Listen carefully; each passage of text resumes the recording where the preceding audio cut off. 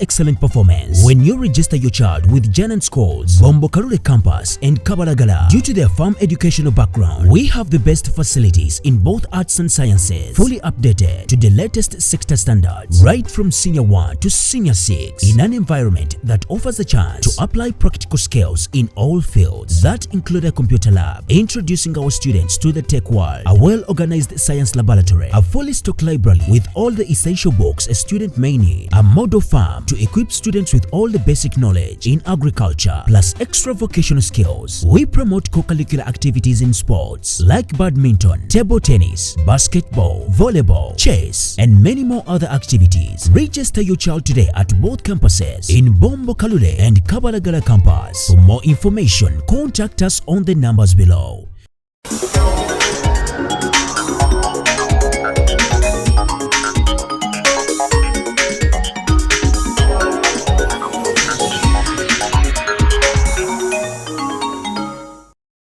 Nga batamanya nnamba babuzizzaawo kansala w'ekibiina kya National Unity Platform kiri abantu b'omuluka gwa Nabazizza Kyengera Town Council amanyiddwa nga Muwanga Martin Owen. Olwaleero tuwubye olulu lw'ekigere ku kyalo Nabazizza okulaba ekigenda mu maaso n'okunoonya Muwanga we kutuuse. Kyengera tutuukidde ku mukyala wa Muwanga era nga tusanze ali mu maziga. Tutegeezezza nga bw'atuuse buli wamu naye n'abulwa amayitire ga taata w'abaana be. Ono ekisinga okweraliikiriza ze sukulu fiizi z'abaana ababadde balina okutandika okusoma.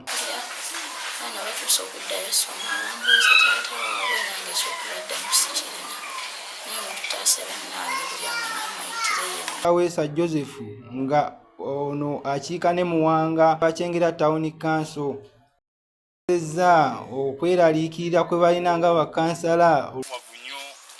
Oluvannyuma lw'okuwulira muganda wange nti yakwatiddwa kansala Muwanga Martin Owen oba yawambiddwa, tusaba mwenna bekikwatako abayinza okuyamba kansala Owen Embe baveeyo ne alipoota ekwata ku bantu abazze nga babuzibwawo. Ye ssentebe w'ekyalo Muwanga kwabeera tugezezzaako okumunoonya kyokka n'alabika okuba nga si mwetegefu kwogera naffe. Abantu bazze babuzibwawo era ng'ensonga eno ne Paalamenti yagiyingiramu kyokka nga buteerere. Gerard Mulondo.